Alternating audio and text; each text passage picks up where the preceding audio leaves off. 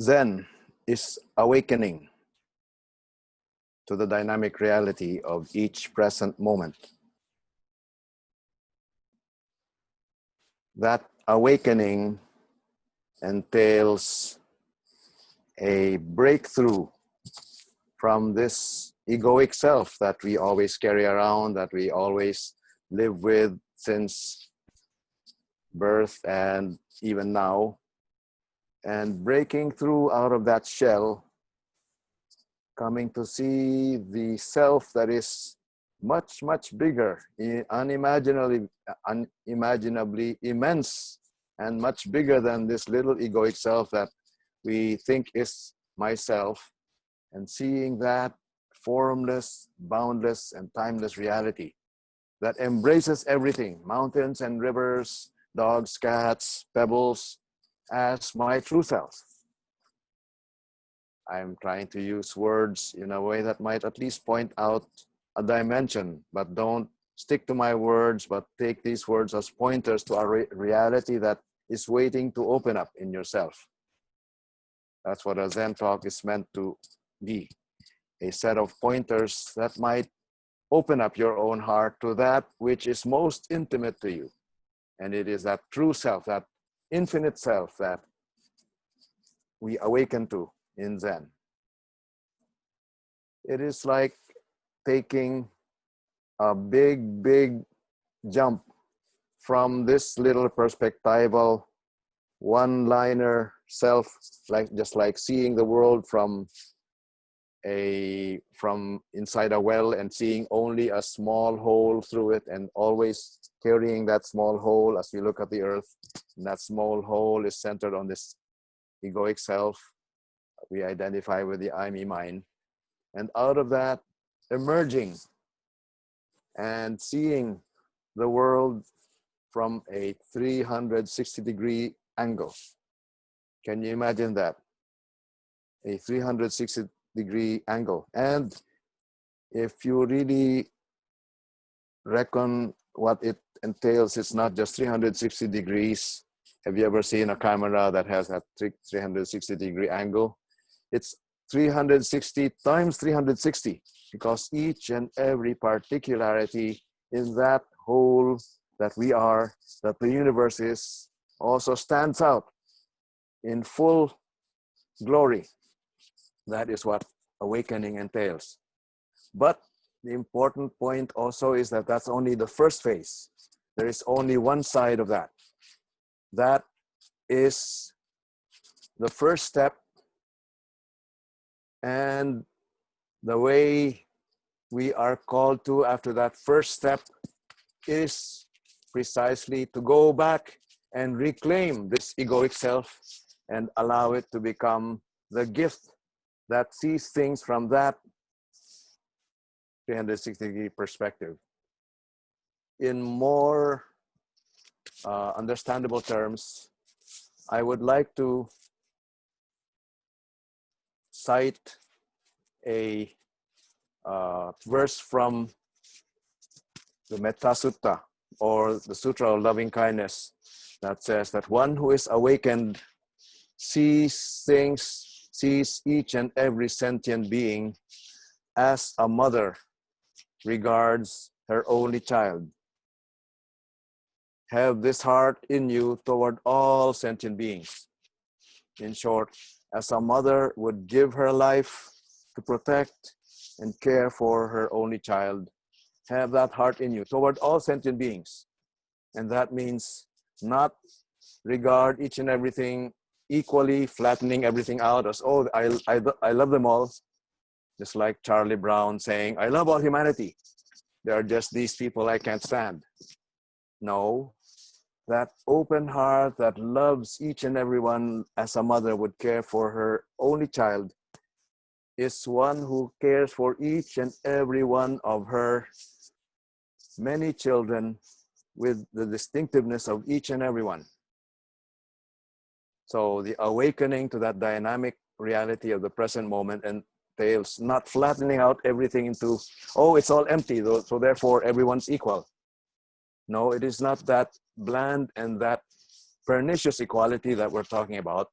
And that's precisely what can happen in some persons who only go halfway in their practice. It can be a half-baked practice when you see that infinite realm and then you remain in that and you keep floating and don't have your feet on the ground. That is a danger for any one of us as we are tempted and as we are enticed and as we are enthralled by this view of that big reality that is awaiting us in the silence that our practice is all about. Now, what does it then take for us in this practice? It entails a reclaiming of that so-called egoic self, no longer as centered in itself, but reclaiming it, wrapped in that big self, and offering it to the world of pain and suffering, to the entire universe as a distinctive and particular gift of that unique self, having reclaimed its identity in the light of that universal or that infinite realm, reclaiming its place in the whole, knowing that the whole is itself also, then one regards everything and everyone from a standpoint of kinship, but one does not thereby lose one's individuality and one's own personal gifts. That's the dynamic reality of the present moment, seeing everything from that 360-degree angle, but not always not remaining in that ethereal realm that equalizes and whitewashes everything, but precisely coming down to earth and seeing the particularities, the curves and twists and turns, and regarding them and respecting them and valuing them as such. There's a verse in one of the koans that articulates this very well, and I'd like to take that as our launching point for today's pointer. The verse goes, "The clouds and moon are the same. The mountains and valleys are different. All are blessed, 10,000 times blessed. Is this one? Is this two?" This comes from a main case regarding Teisho's soul, regarding two separate aspects of a single individual, but we won't go into that. But what I'd like to look at is this verse: clouds and the moon are the same. Clouds represents form, the particularity, the distinctiveness of each and every one of us, the individuality that we bring as our gift to the world, and which has been formed by so many karmic instances or karmic things that have piled up that makes me who I am as my identity, so-called, with my racial, with my cultural, with my linguistic and individual personal quirks and so on, and background and gifts as well. And each one of us has that treasure. That's the cloud. But then that cloud then is seen in the context of the resplendent moon. Clouds and the moon are the same. So when we see that particular individuality that we are through sitting, breathing in and breathing out, and this concrete particular individuality that I am is then taken to that place of the most intimate, and that place that allows us to see through the subject-objectuality and break through and see that infinite whole, that infinite and boundless reality that we are, that I am. Then we know each and everyone also is endowed with that infinite and boundless reality that the moon is all about. The moon shines resplendent on each and everything in this universe and making each and everything gleam with infinite light, each in its own way. The clouds, you are a cloud. And yet we are seen in the light of that moon and we shine resplendent in that moon. We're all with the resplendent light that the moon gives us. That's the light of our true self. But yet, from there, the next verse goes, mountains and valleys are different. Yes, we are all shining in resplendent light in the infinity of that resplendent moon. But then that resplendent moon shines on valleys and mountains are mountains and valleys are valleys, and we are not supposed to mix them up, to take mountains as mountains and valleys as valleys, so that we know which direction to take. We know whether we need to climb a mountain or whether we descend a valley. Otherwise, we will stumble and fall if we don't distinguish what a mountain is from what a valley is. And so we don't distinguish, or rather that we distinguish each and everything in its own particularity. What does this mean? The word equality is a trap. We say, okay, we treat everybody equally. But then that precisely flattens out the distinctive gift that each one of us brings.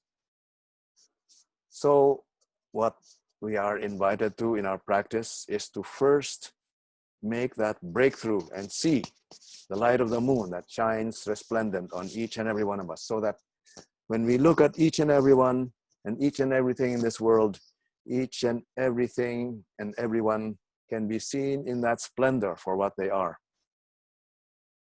Thomas Merton had a glimpse of this when he was standing on the corner of 4th and Walnut, which he describes in his famous Epiphany experience, when he saw the people in their own peculiarities and individualities shining in resplendent light, shining in the resplendent light of God's love, God's infinite love for each and every one of them, as he also was basking in that light.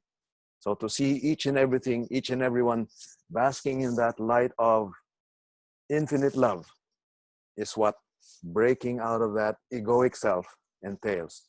So that I see not as through a pipe that only enables me to see a very, very small perspective from my egoic self, but opening that up and see everything from that motherly love that embraces the universe, affirming each and every particularity of who we are, awakening to the dynamic reality of each present moment. Turning to the particular pain that this nation and now also the world is facing. We started this session with the theme, please, I cannot breathe. The whole world is crying out, please, I cannot breathe. And that is what also resonates as we sit in that silence.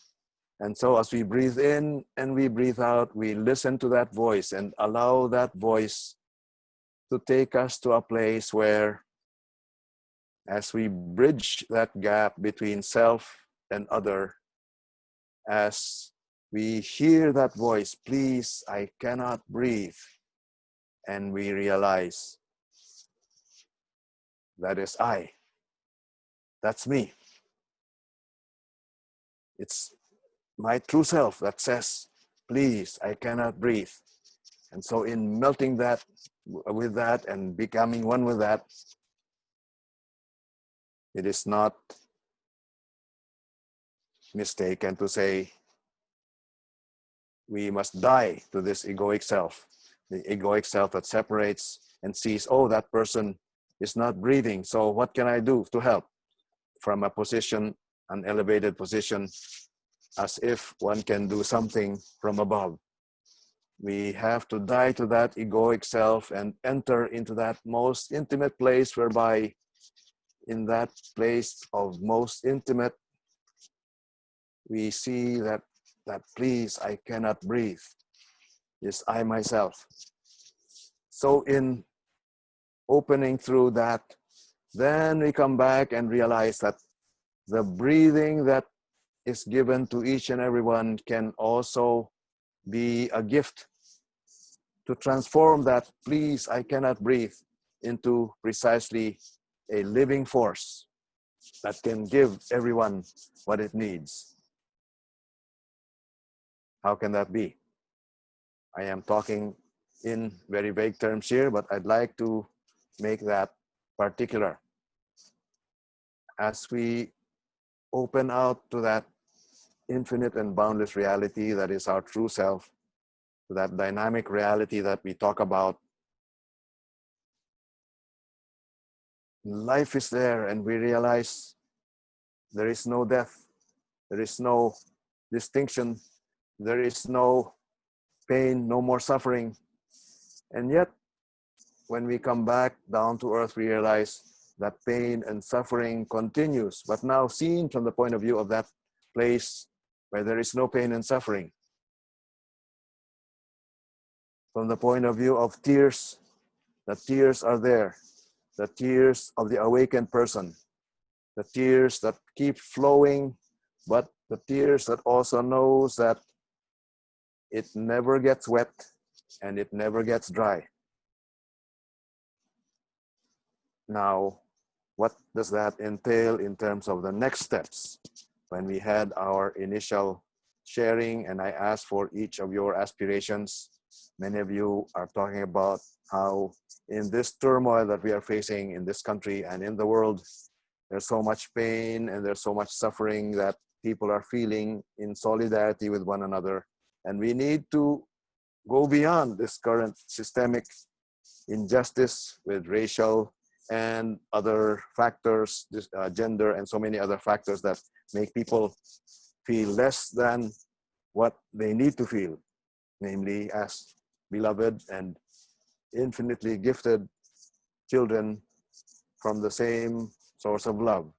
And in feeling that sense of entrapment and that feeling, that sense of being deprived, that is precisely what is calling for a transformation. What kind of transformation can we look at, and what can each of us do, and what can each of us offer towards that transformation? There is a person who has been articulating a vision that I'd like to also point to us as something we can resonate with. Charles Eisenstein is a writer and a poet and also a speaker who talks about a new earth, a new world, a world that emerges and is able to overcome the story of separation that we were all raised in. The story that I am an individual and then I get together with those individuals whom I am like. And so we form our little tribes on earth, and then we look at other tribes and we see them in competition. In short, we see one another, as long as we see one another in these separate entities based on the egoic self and its groupings, the world will continue to be in turmoil as we see it now. But our Zen practice precisely gives us the inner leeway to see through that and see that that is the cause of our suffering. This delusion that we are separate from one another, that we are distinctive and that we need to compete with one another. And as we see through that, and as we see beyond this egoic self, and we are able to see one another in the light of that resplendent moon and embrace one another as kin, then each of the members of this big circle of kinship will then see that each one has a distinctive contribution to make towards that new world in the making. How? This country has often been described as a melting pot of different races and cultures. But that itself is a very, very dangerous way of looking at how this country can be, because there all the individualities and particularities and gifts of the different cultures can just be obliterated and literally flattened. So many are calling for not a melting pot, but a vision of this country as a potluck, where each and every one and each and every culture and each and every race can contribute a distinctive gift to the whole. And so each and every one of us also is called to contribute our own distinctive gifts to the whole that is also who we are from our individual particularities. So those who are born in this country with the so-called status of white privilege also need to acknowledge that and claim that, but not be laden by guilt that they are rendered immovable and keep trying to just wash away that guilt by doing all sorts of little things that may make them feel good about it, but precisely see that as a way of taking a role in transforming the system so that those in the community who are less privileged or those who have been marginalized and oppressed can also be heard with their voices, distinctive voices that will ultimately become a chorus that will allow us all to sing in a symphony, so that each and every one of us from our own distinctive backgrounds and angles can contribute to the whole as a potluck. So what is my role in all of this? We ask, what can I contribute to alleviate the pain of our society, of our world? How can I offer myself as a gift towards transforming the society towards that new creation where we see everything and everyone as skin? The transformation begins with myself. As I break out of this egoic self and see that formless and infinite and timeless and peaceful and loving reality that I am, and then not to remain fluttering in the sky with that ecstatic discovery, but precisely to bring that back to earth in this world of pain and suffering, in this world of tears, and from there make a distinctive contribution in my own distinctive way with my gifts and with my gaps. What then am I called to do from here? Each one of us then has to gauge our own historicity, our own karmic place, and our own starting point or our own place in the journey to be able to offer ourselves so that we can really contribute to a world where we can regard one another as kin. There are so many things already happening in that regard, many voices calling in that direction. So those of us who are gifted with this practice and gifted with a community that practices with us are called to all the more earnestly turn to our practice, not to withdraw ourselves from the world and remain withdrawn, but precisely for a time to withdraw so that we can turn inward and see through this egoic self and allow for that breakthrough that will enable me to see that each and everyone in this world is my kin. And as I see my big self, and as I see the world from that 360-degree wide angle, I can see each and everyone also as myself and relate to each and everyone, and especially address the pain in the world, not out of pity from one that is standing in an elevated position, but from a position of sharing that pain together and together seeking to alleviate that pain, each from our own vantage points and each from our own perspectives. Now, we are called to go back to silence now, and in that silence, let the cries of the world be heard. Please, I cannot breathe. If we are hearing that word in our practice, in our silence, sometimes fear comes up and we fear that if we approach it, we might lose our lives. That is precisely the key point that I'd like to invite everyone. In hearing that word, let us not fear and balk at that and recoil and hang on to this egoic self for dear life, but precisely take the breath, breathing in and breathing out, and let the breath give us the courage to forge through and plunge into that world of please, I cannot breathe, to plunge into mu and to die to that little self. And in dying to that little self, that is where we will discover that breath with a capital B that vivifies each and every one of us, each in our own distinctive ways. Let us continue sitting in our silence and allowing that breath to always vivify us as we face and hear that cry and